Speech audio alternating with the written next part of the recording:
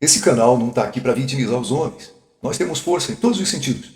Mas o que eu quero falar aqui é que, apesar dos homens serem casca grossa, existem coisas que alimentam uma autodestruição em nós. Às vezes produz raiva, decepção, frustração e coisas que podem trazer colapso e até desistência da vida. Eu quero falar de um personagem que talvez seja um dos exemplos mais interessantes para a gente considerar. Um brasileiro que ficou muito conhecido no mundo inteiro por aquilo que ele fez.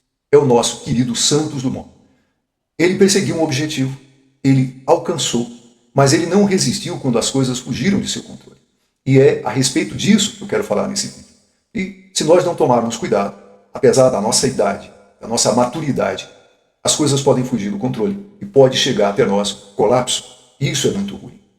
Santos Dumont conquistou os céus, mas ele perdeu a paz interior. E é claro, é óbvio que ele era um gênio, um herói da aviação, um símbolo para nós, do Brasil, um símbolo nacional.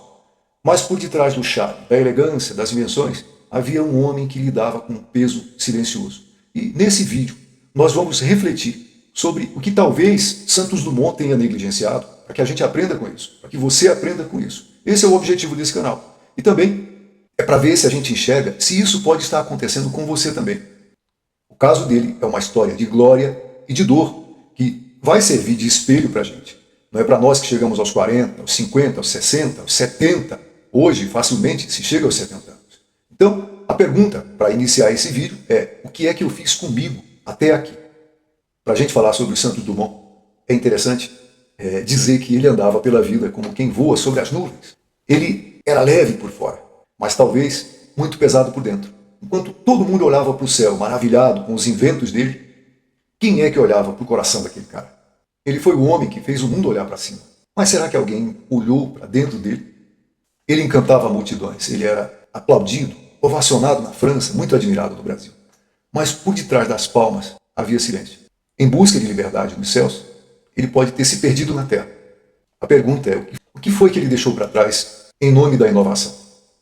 Em março do ano 1900, um homem chamado Henri Dutch de Lambert, um magnata do petróleo francês, ofereceu um prêmio de 100 mil francos, o equivalente hoje a quase 900 mil dólares, que era para quem conseguisse em 30 minutos sair do Parque de Saint-Cloud, voar até a Torre Eiffel e retornar. A distância aproximada era de 11 quilômetros no total. A velocidade mínima que esse cara exigia era de cerca de 25 km por hora. E quem venceu? Ele, Santos Dumont, com seu dirigível número 6. Mas enquanto a fama dele voava alto, a saúde emocional começava a descer. Depois de Paris, veio o Brasil, depois dos voos, veio o peso. Santos Dumont sofria de esclerose múltipla, uma doença degenerativa, cruel, progressiva. Junto a isso, ele desenvolveu um quadro de depressão profunda. Mas há algo mais que precisamos olhar. Será que ele negligenciou alguma coisa essencial? Sono, alimentação, repouso, fé, vínculos familiares? Ou será que se perdeu numa vida de idealização constante? É a pergunta que a gente faz aqui, meu colega. Quantos homens hoje vivem como Dumont sem perceber? Brilhantes por fora, mas colapsando por dentro. Investindo tudo no que faz, mas esquecendo de ser, ou ser. Santos Dumont era um homem carismático, genial, mas tinha dificuldade em lidar com o tempo vazio. Olha bem, nessa idade de 50, 60, 70 anos, nós estamos aposentados. E era nesse ponto em que Santos Dumont estava. Quando a guerra começou a usar aviões como armas, inclusive aqui no estado de São Paulo, com uma guerra civil que acontecia no Brasil, ele simplesmente desabou.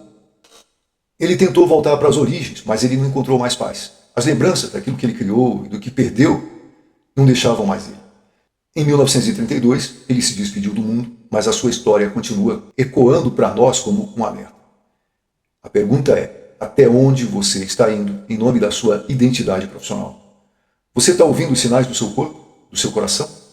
Santos Dumont voou muito alto, mas aterrissou naquele vazio que a gente costuma ter, se não tomar cuidado. E você? Qual a direção que você está tomando? Você está indo para onde? Eu te peço, deixa aqui um comentário, compartilha com outros que precisam. Vamos juntos desatar esse nó da nossa vida.